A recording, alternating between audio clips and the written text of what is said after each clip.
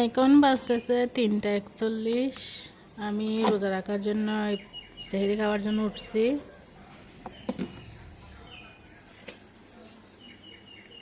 এখনো বাইরে দেখেন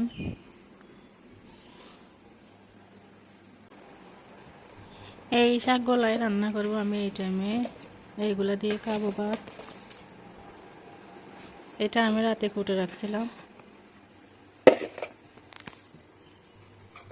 এইখানে দুপুরে মরিচ ভর্তা বানাইছিলাম, এখানে একটু আছে। এটা দিয়ে আমি চা খাইছিলাম, এই জন্য রেখে দিয়েছি আর গুছাই রাখিনি। এখানে একটা 2টা ইলিশ মাছের ভাজা আছে, মাথা ইলিশ মাছের মাথা।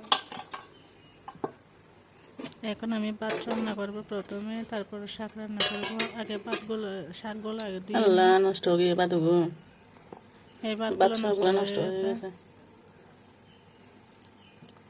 রোজা রাখবো যে এখানে এগুলো খাইতে পারবো না তো, কি আর করার, ভাগ্য খারাপ। ভাত রান্না করতে হবে। ভুল করছি যে আমি।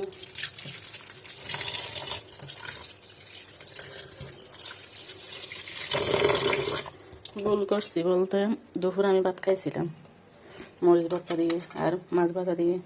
তখন কি করছি, ভাত আমার খাইতে ইচ্ছে করতেছে না, এই জন্য ভাত কথাগুলো এখানে রেখে দিয়েছিলাম। এগুলোর সাথে সাথে বাকিগুলো নষ্ট হয়ে গেছে। কি আর করা, এখন ভাত রান্না করতে হবে, তাড়াতাড়ি করে রান্না করে এটা রেখে দিই।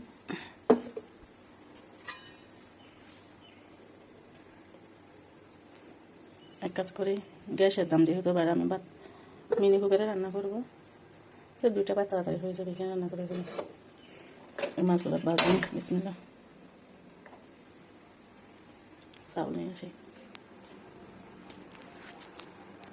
আমি ভাত এখানে বসাই দিছি, এখানে হয়ে যাক ভাতগুলো। এখানে চাউল কতগুলো দেখেন, সামান্য একটা ভুলের কারণে আবার ভাত রান্না করতে হচ্ছে আমার।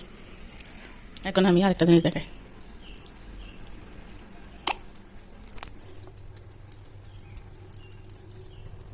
এখানে একটা জিনিস মিষ্টি কুমড়া। মিষ্টি কুমড়া এটা আমি ছোটো ছোটো করে কেটে শাকের সাথে দিব।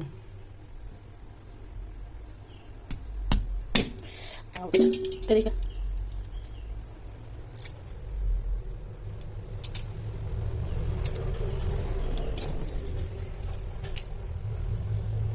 তাড়াতাড়ি করে ফেলি, বেশি করে সময় নেই। প্রচুর ঠান্ডা লাগছে না।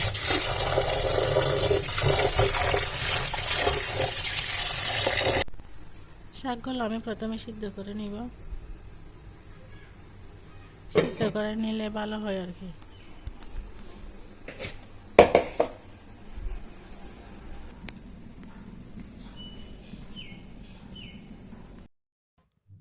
আমার রান্না বান্না সব হয়ে গেছে, এখন খাবো আমি। 4টা 10 বাজতেছে।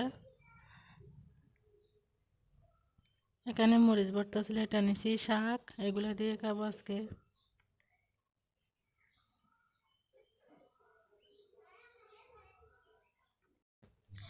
শাকের মধ্যে ছোটো ছোটো যে লাউগুলো থাকে, সেই রোগগুলো যদি শাক দিয়ে ভাজা যায় তাহলে অনেক মজা লাগে খাইতে।